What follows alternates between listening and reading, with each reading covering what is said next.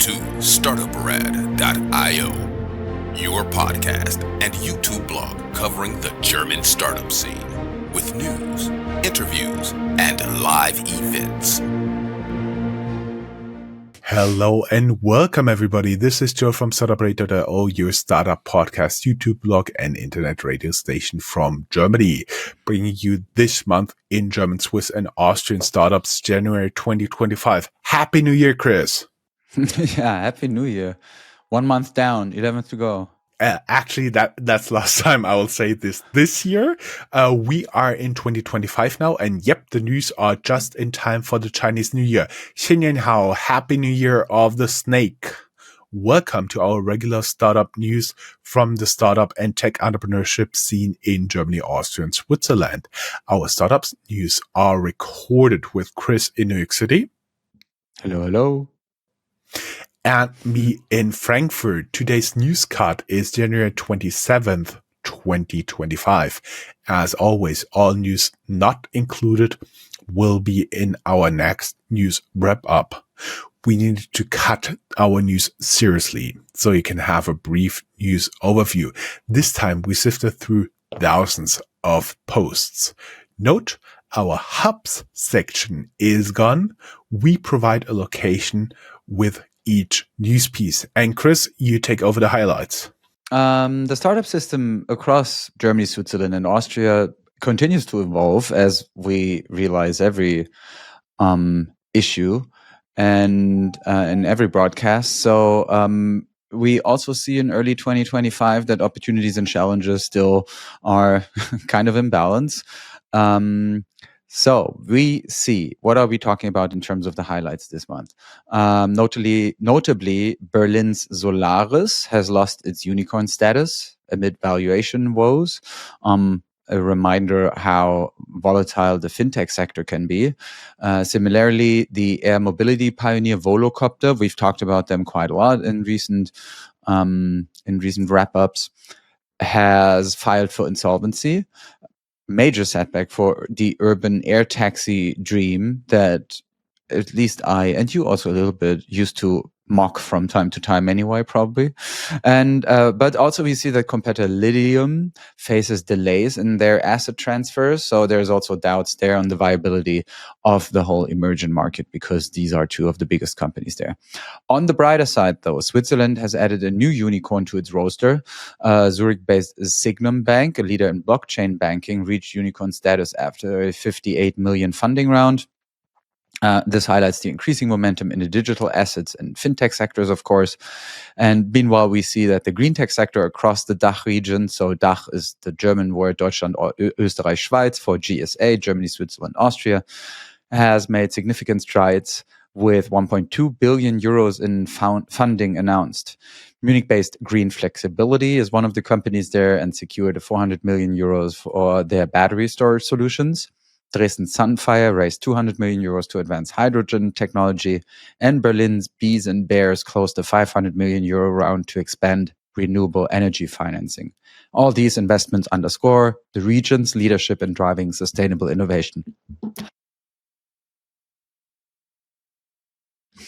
Despite these successes, challenges loom for startups in high capital sectors. Apart from Volocopter's insolvency and Solaris's valuation struggles, we see that there are broader difficulties in attracting and retaining investment amidst a shifting economic climate. However, though, there's no shortage of ambition, as, for example, the Hamburg-based 1.5 pushes forward with 150 million euro in pre-IPO funding to accelerate its clean energy ecosystem. And it's funding rounds like this that indicate that in general, investors remain bullish on sustainability-driven startups, even as the broader market probably navigates some turbulences, I guess. The startup landscape in Germany, Switzerland, and Austria remains one of contrasts. Innovation thrives in green tech, blockchain, renewable energy. There's high-risk industries such as urban air mobility facing mountain headwinds. And as the market evolves, both investors and entrepreneurs will need to balance their ambitions with financial resilience to ensure long-term success, obviously. That's the little highlight section. But obviously, please don't turn off your podcast app just now, because now let's begin and let's talk startups. Yes, a little bit about the schedule. Our schedule will not change significantly in 2025. You get at least 3 interviews a month from us, with Chris taking over a few more this year.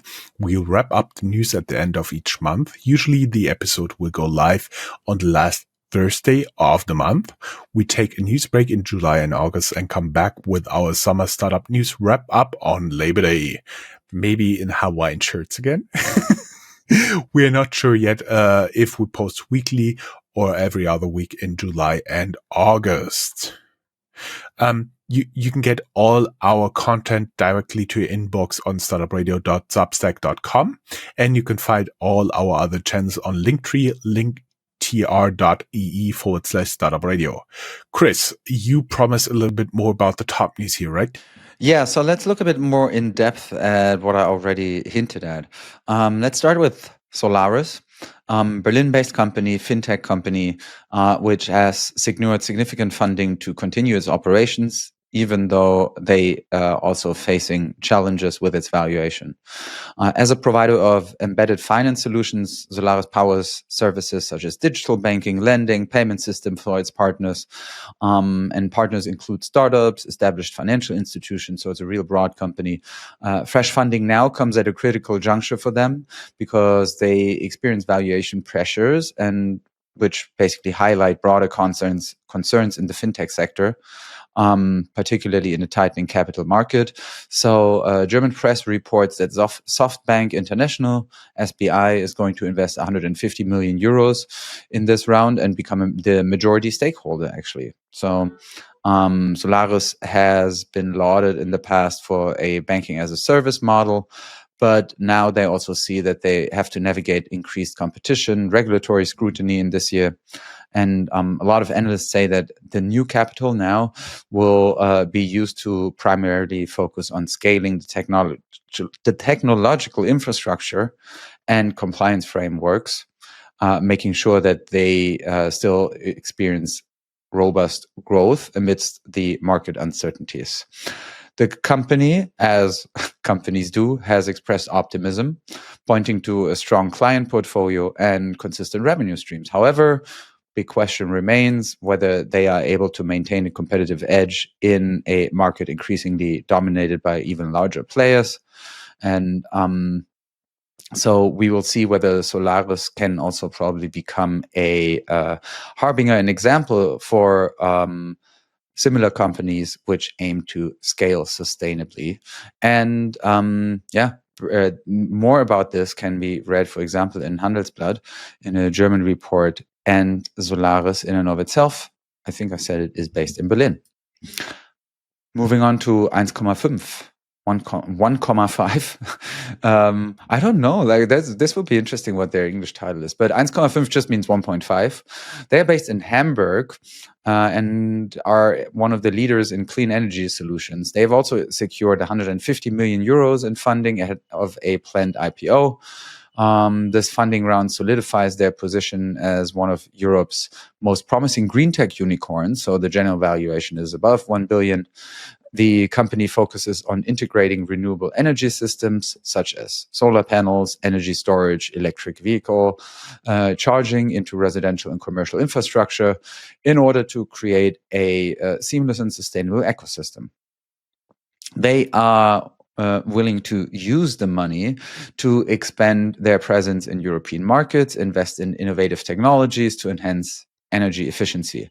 So CEO Philipp Schröder, he used to work for Tesla and was an executive there, has emphasized the vision of the company to electrify Europe's energy landscape. I think we speak about this from time to time here, that Europe is really fighting to put a pin on the map in terms of being a valid alternative to, for example, what happens in Silicon Valley. So the company's approach combines advanced technology with user-friendly interfaces in order to basically make green and clean energy accessible to broader audiences or the masses even. And they are also banking on the intensifying green transition goals that we see in the European Union. And 1,5 really hopes that they are positioned well to play a pivotal role in achieving carbon neutrality here in the continent or in the European Union. Investors are closely watching the pre-IPO performance, and analysts suggest that the valuation could actually surge post-IPO.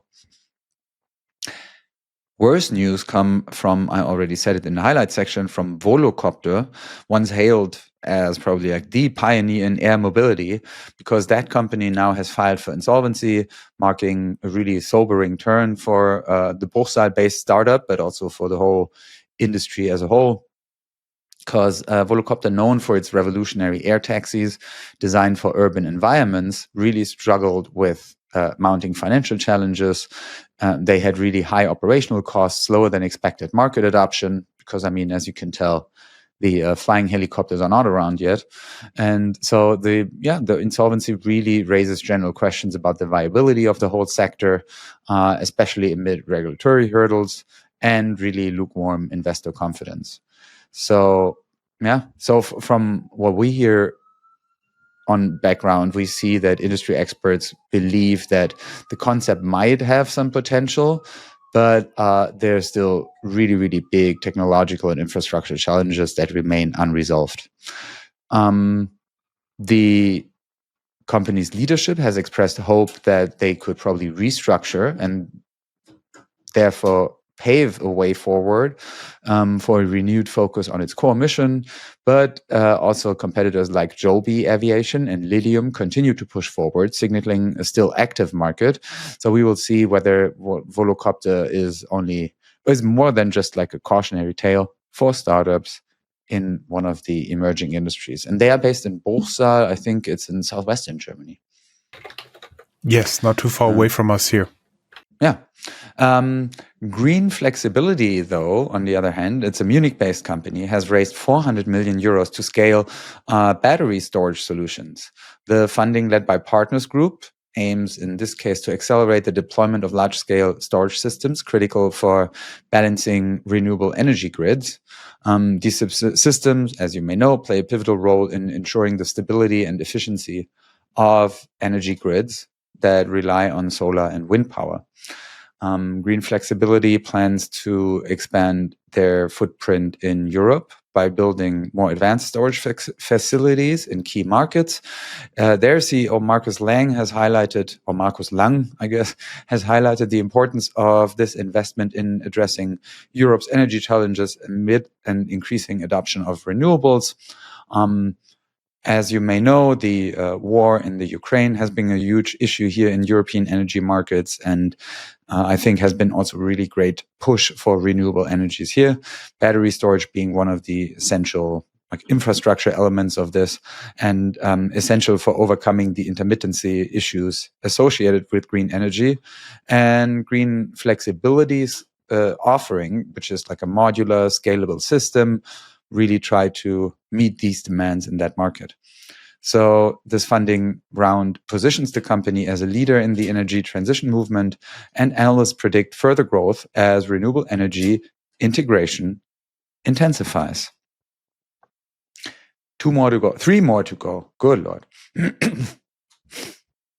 Sunfire, a company based in Dresden, they have secured 200 million euro to expand hydrogen technology solutions. Green hydrogen, also part of Europe's energy future. Sunfire specializes there in high temperature electrolysis. Is that how you pronounce it in English? Electrolyse, as we say in German, which efficiently converts water into hydrogen using renewable energy sources. So the founding round this time around, led by several global investors, is going to support scaling its production capabilities and enhancing R&D efforts. Hydrogen is seen as a cornerstone for decarbonizing industries such as steel production, chemicals, and heavy transport. And Sunfire's technology there addresses these demands, trying to provide a cleaner and more scalable solution. CEO Niels Aldag said that the company is focused on meeting Europe's ambitious hydrogen targets while also eyeing other international markets. They really hope that since governments are increasing their commitments to hydrogen strategies, Sunfire is going to be in a position that is considered to be the technological leader. They hope to become one of the key players there.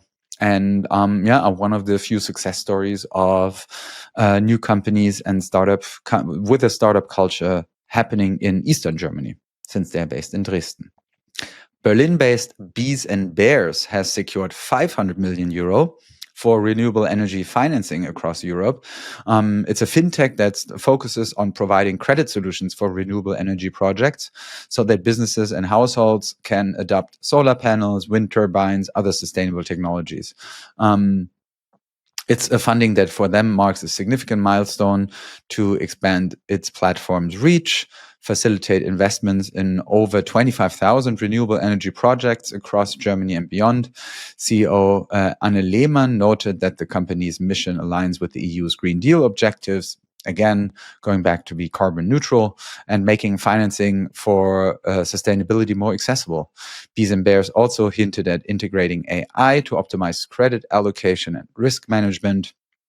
The fintech's approach is expected to accelerate the green transition in Germany and Europe while delivering strong returns for investors.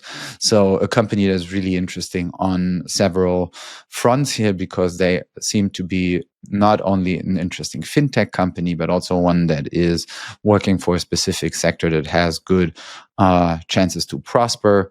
Bees and Bears is the name, based in Berlin. Signum achieves unicorn status with a 58 million euro growth round. As I said, it's Switzerland-based, Zurich to be precise. The bank is a pioneer in digital asset banking and offers solutions in blockchain-based services, including tokenization, crypto trading, and custody services. They will use the money to support the bank's expansion into new markets, particularly Asia and Europe. Matthias Imbach is one of the co-founders here, and he said that the company's commitment to bridging traditional banking with blockchain technology, creating new opportunities for institutional investors, are really the goals that they want to achieve with that kind of money. And we see it in the company's growth already, that the increasing institutional adoption of blockchain and technology and digital assets here actually seems to work. And that analysts predict that Signum's valuation will continue to rise as regulatory clarity improves and demand for blockchain services grows even more. So this is a roundup, and as you can tell, we try to give you a bit more background than we probably traditionally did, to just give you an idea. And I think, the summary of this month definitely is that a lot is happening in the green tech sector here, and it's probably, as it has always been, one of the strengths in the German market, or German, Swiss, Austrian market, to be like the world's engineer. Yes, totally. Going a little bit into housekeeping and time to brag, very short. We try to keep it from now on very short to kind of get a balance. Startuprad.io hits the spotlight twice in FeedSpot's 2025 Top 15 Stories podcast in Germany.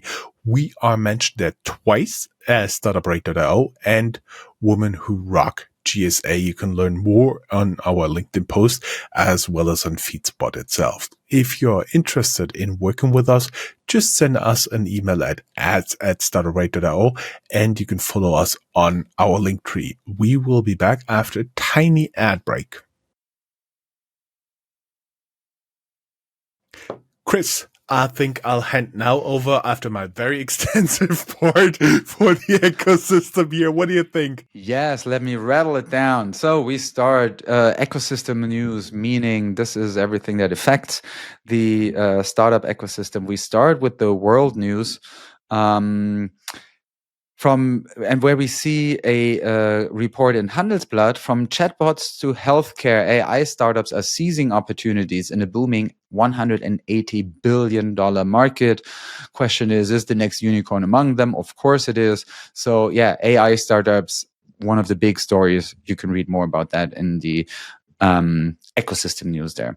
We also see that Oh, we may add, Chris, that ecosystem is this time quite long because we had like all the look backs in 2024 and the outlooks for 2025 in there. Sorry for interrupting. Yeah. The next one actually is a great example for this because Crunchbase writes about larger VC funding rounds that dominated 2024. We see that despite fewer deals, larger funding rounds characterized the venture capital landscape in 2024. AI Crypto Fund predicts fintech trends for 2025. The latest report from them is highlighting emerging trends in fintech from blockchain to AI applications. More about that in a report on tradingview.com. Goldman Sachs urges startups to re-evaluate IPOs. David Salomon there advises startups to rethink their plans, and especially amid fluctuating market conditions. It's a report on TechCrunch.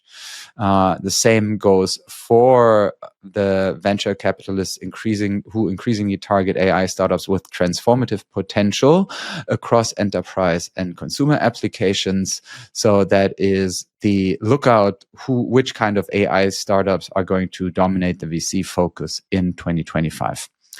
Moving on from the world to Europe, or zooming in, let's say, European startups increasingly rely on venture debt as an alternative funding strategy amidst tighter VC markets, writes Sifted. From green tech to AI, these European startups are poised to dominate in 2025. It's a list of European startups to watch. And we all wonder if they will achieve unicorn status. It's on businessinsider.de, so the German equivalent of that, or the German daughter company of that. The European Tech Ecosystem Report offers a comprehensive review of the region's growth and innovation trends in 2024, more at tech.eu. The Sifted EU has a list of European fintech IPO candidates for 2025. Several of them prepare for public listings, so let's see which ones are ready to go big. And we also see that in general, though, the investor confidence takes a hit across the Eurozone, reaching the lowest levels in over a year. So Eurozone investor morale drops to a record low. More about that in a report from Reuters, the newswire. Not the same goes for Germany. I'm sorry. The IFO Institute, we're always talking about it. The German Business Climate Index, basically a once a month poll survey about business projectives, improved in 2025. So we see that German businesses actually are more optimistic in January than they used to be in December. More from Germany. Germany's dream of semiconductor dominance dims because Intel cuts back its investment plans. And so, they are investing less money in Magdeburg, Germany than they initially planned. Darmstadt, though, kind of like a hidden champion, one of the smaller cities in the state of Hesse, climbs in Germany's startup rankings and already starts to challenge traditional hubs like Frankfurt and Berlin. More about that can be seen in a little report from Hessenschau, which is the local news broadcast of the state of Hessen's public broadcaster. Hamburg's VC investments pay off. So the city of Hamburg had strategic venture capital investments, and they are actually yielding significant returns, bolstering the whole startup ecosystem of the company. In case you want to read more about how that works, this type of political investment or involvement, you can read it in Abendblatt, the local newspaper from Hamburg. Other end of the country, Munich, where we see that they also emerge as a strong contender in the German startup ecosystem, rivaling Berlin for top honors. Wirtschaftswoche has more about the state of Munich, the state as an improving city, let's say. And in general, though, southern Germany rises as Bavaria surpasses Berlin in startup funding dominance for the first time. So Munich obviously being the biggest city in Bavaria. More about that in Capital. And one last article about German tech and German companies. Sifted has a list of tech predictions German tech predictions, to be more precise, for 2025, where we see from AI breakthroughs to clean energy innovations, what we can expect in Germany's tech scene in the, well, I was going to say upcoming year, in the current year. Moving on from the ecosystem to, well, which is not hubs anymore. What is it, Jörn? What is it? Not hubs. Actually, Chris, you came up with the structure when we first joined forces back in 2015. So I think this startup news, we could say hubs, guys. Here's a change. We'll now provide with each news piece a location, as far as we can tell. So this section is relic 2015 till 2024. Talking about general news, tech news, company news section here. Green tech news, we don't have any highlights here, but keep in mind the 1.2 billion fundraising from 1,5 to Bears and Bees, or Bees and Bears? Bears and Bees, and so on and so forth. We going straight to the biotech news. CureVac is back in the black. Biotech pioneer CureVac bounces back into profitability, a German comeback story worth noting from Tübingen. Synafix partners with Boehringer Ingelheim for ADC innovation. Dutch biotech Synafix collaborates with Boehringer Ingelheim to advance antibody drug conjugates, a promising cancer treatment. Araris partners with Chugai for biotech innovation, or it should be Chugai, yeah. Swiss biotech Araris enters a multi-million-dollar deal with Chugai to accelerate advancements in drug conjugates. Bioversus to go public on Swiss Stock Exchange. Swiss biotech is set to launch an IPO at SAX Swiss Exchange. Dresden pharma firms unite for cancer innovation. Dresden-based pharmaceutical companies collaborate to harness radioactive technologies for advanced cancer treatments. Going into the fintech news, Cashlink secures crypto custody license. Frankfurt-based Cashlink achieves a major milestone with a crypto custody license. Tokenizations for the mass market is no longer a dream. Forget Finance joins Liquid. Berlin-based Forget Finance merges with Liquid, signaling further consolidation in fintech. What's next for the industry? General news. Aleph Alpha scales AI capabilities by 400%. Heidelberg-based Aleph Alpha enhances its computational capacity by 400%, marking a breakthrough in AI innovation. ESA BIC, meaning the business incubation of the European Space Agency in Switzerland, welcomes a new cohort. Space innovation takes leap forward as ESA BIC Switzerland introduces its latest startup cohort. Learn more on Startup Ticker.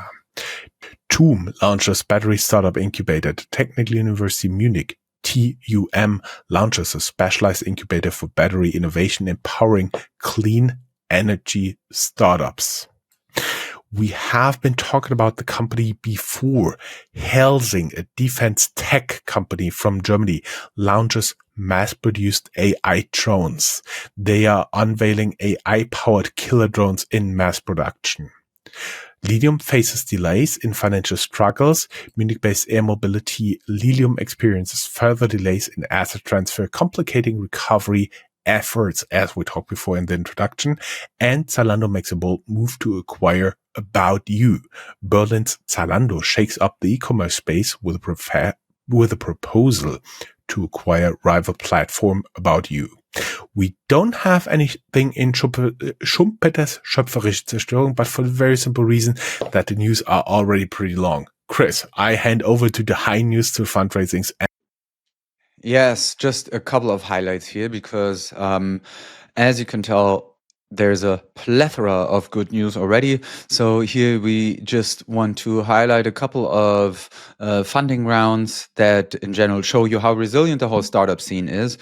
We included selected fundraisings above 10 million euros, Swiss francs, or US dollars. And in order to start you off, it's even one from the United States. Cambridge-based Windward Bio secured a $200 million round to lead transformative advancements in biotech. Metzingen-based Neura Robotics secures 120 million euros to scale AI-powered robotic solutions and set new industry standards. Berlin-based Omeo strengthens its global footprint with $120 million investment to expand into Southeast Asia. It's a debt funding in that case. Dealfront gets a 30 million euros funding to promise smarter tools for B2B sales, revolutionizing European sales strategies. They are based in Espoo in Finland and in Karlsruhe in Germany. C-React, SE, and then React. A German robotics startup secures 25 million euros in Series A to advance AI-powered logistics and industry automation. They are in Karlsruhe, Germany. In Berlin, Germany is Aferis, raising $20.8 million to lead the charge in secure privacy-first enterprise data collaboration technologies. I think the original amount was 21 million, so it looks a little bit strange, right? Yeah, maybe $21 million, maybe. Yeah. NSafe gets $18 million in a Series A. It's a company working on greener finance and therefore gaining momentum there. They're based in Berlin, wanting to promote sustainable financial solutions. In Milan, Italy, we see that EcoPlanet lends 16 million euros in a Series A funding in order to power sustainable technology solutions. Green tech startup Veridion, also from Munich, is taking off with 14 million euro to power a cleaner, emission-free future in regional air travel. And those are just a couple of the deals there. We also see that there are a couple of mergers and acquisitions, which I will leave up to you. Yes, of course. Mergers and acquisition, M&A. TT Tech Auto acquired for 625 million by NXP. Vienna-based TT Tech Auto joins NXP Semiconductors in the $625 million deal, advancing software-defined vehicle tech. Creative DACH Group acquires NFrontier.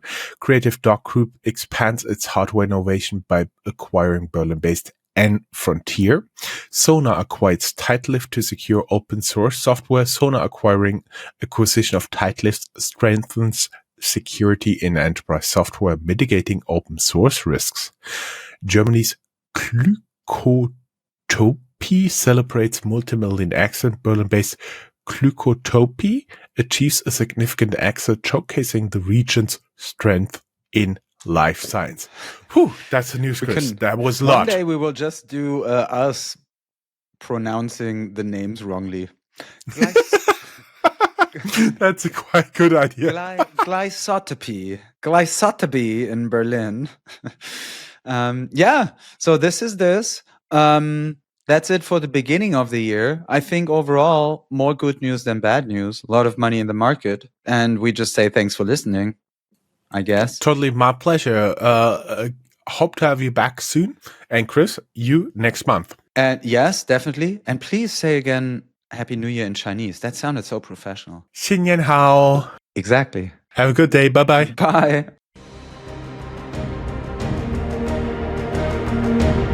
That's all, folks. Find more news, streams, events, and interviews at www.startuprad.io. Remember, sharing is caring.